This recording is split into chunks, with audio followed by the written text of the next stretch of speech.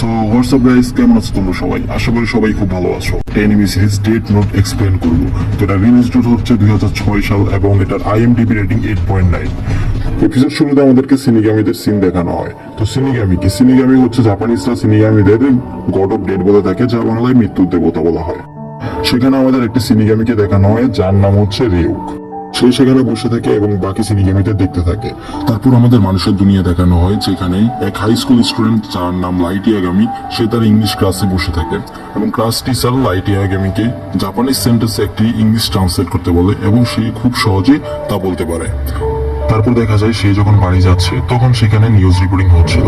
Public টেলিভিশনে আলাদা আলাদা ক্রাইমের নিউজ দেখানো হচ্ছিল আর দেখানো হচ্ছিল ধীরে ধীরে ক্রাইম বৃদ্ধি পাচ্ছে। তারপর রিজুক আর লাইটের দুটি আলাদা দুনিয়ার কম্পারিজন দেখানো হয় আর দুজনেই ভাবে তাদের দুনিয়া নষ্ট হয়ে গেছে। পরবর্তী দিন লাইট ক্লাসে বসেছিল আর সে টিচারের লেকচারে কোনো ধ্যানই দেয় না, কারণ সে আগে থেকেই অনেক চ্যাপ্টার পড়ে রেখেছিল।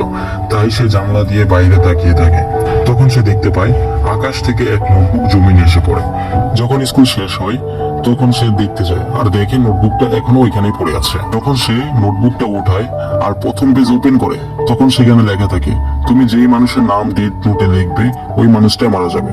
তারপর লাইট ডেথ নোটটাকে বন্ধ করে সেখানেই রেখে দেয়। তারপর সে ভাবতে থাকে যে এটা কিভাবে সম্ভব, এটা নিশ্চয়ই কোনো প্রকার প্র্যাঙ্ক হবে বা মজা করে কেউ এই কাজটা করছে। কিন্তু তারপর লাইটের মনে হয় এটা নিয়ে একটু জানার ইচ্ছা জাগে। তারপর সে এটা বাসায় যাওয়ার সময় ডেথ নোটটাকে সাথে করে নিয়ে যায় এবং ভাবতে থাকে আমি কি পাগল নাকি যে এটা বাসায় নিয়ে যাচ্ছি।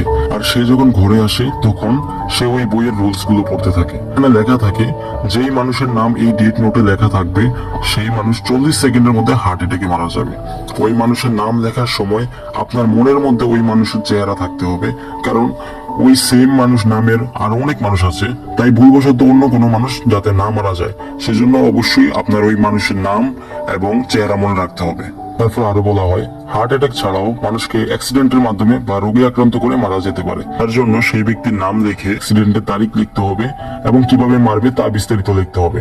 তো এই সবকিছু 6 মিনিট 40 সেকেন্ডের মধ্যে লিখতে হবে। তো সবকিছু পড়ার পর লাইট ইয়াগামি তার বিছানায় শুয়ে পড়ে আর ভাবতে থাকে এই প্র্যাঙ্কের নামে এই সবকিছু খুব ডিটেল মানতেই হবে। তাই সেভাবে একবার ট্রাই করে দেখা যাক।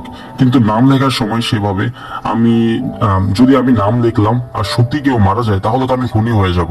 তারপর টিভিতে লাইভ নিউজ চলছিল আর দেখানো হয় এক ক্রিমিনাল স্কুলের টিচার ও স্টুডেন্টদের বন্দি করে রেখেছিল আর বলা হয় ওই ক্রিমিনাল গতকাল শপিং মলে ক্রাইম করেছিল। তারপর টিভিতে ওই ক্রিমিনালের নাম ও চেহারা দেখানো হয়।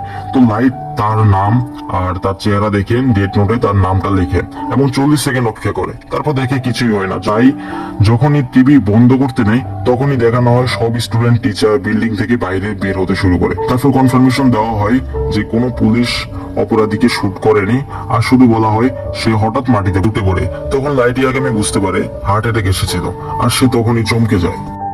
তারপর সে ভাবে নিশ্চয়ই এটা কোনো কাকতালীয় কিছু হবে। যদি তাই হয় তাহলে আবার ডেথ নোট ব্যবহার করে দেখতে হবে। তারপর সে যখন স্কুলে তখন দেখে একটি ছেলে যার নাম হচ্ছে ছোট, সে হচ্ছে স্কুলের বদমাস ছেলে, সে বাচ্চাদের বিরক্ত করে। তারপর লাইট দেখে ছোট এক ছেলের কাছ থেকে টাকা কেড়ে নেয়। লাইট ভাবে যদি এমন মানুষ পৃথিবীতে না থাকে বা মারা যায় তাহলে কারো কোনো সমস্যা হবে।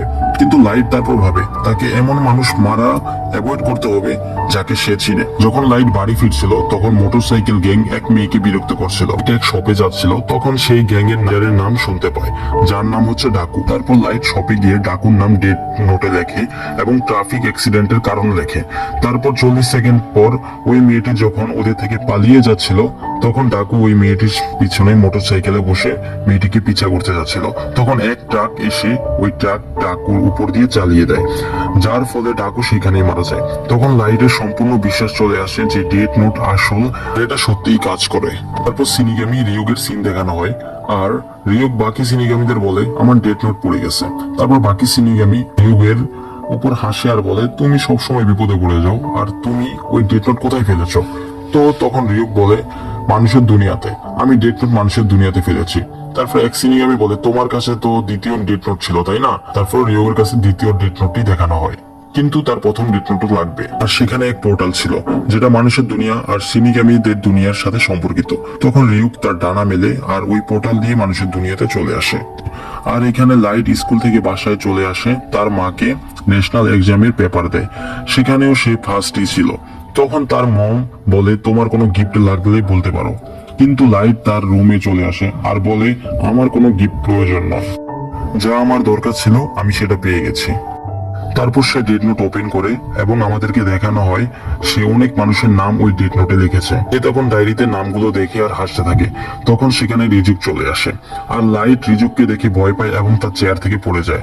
তখন রিজুক বলে তুমি যেভাবে হাসছো আমার মনে হয় তুমি সবকিছু জেনে গেছো যে এটা কোনো নর্মাল নোটবুক নয়। রিজুক বলে সে সিনিগামি যে ডেট নোট ফেলেছিল। তখন লাইট বলে ওঠে আমি তোমার অপেক্ষায় ছিলাম, আমি জানতাম এটা কোনো নর্মাল নোটবুক নয় আর এটা ব্যবহার করার কারণে কখনো না কখনো আমি মৃত্যুর সামনে আসবই।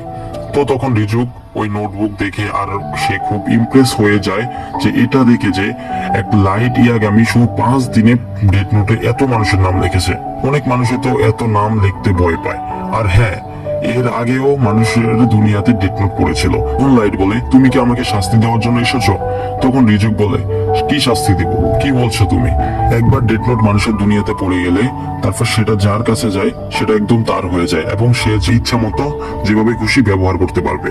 আর যদি তুমি ডেট নোট ব্যবহার করতে না চাও তাহলে তুমি এটা অন্য কাউকে দিতে পারো, কিন্তু অন্য কাউকে ডেট নোট দেওয়ার পরে তোমার কোনো কিছুই এটা সম্পর্কে মনে থাকবে না।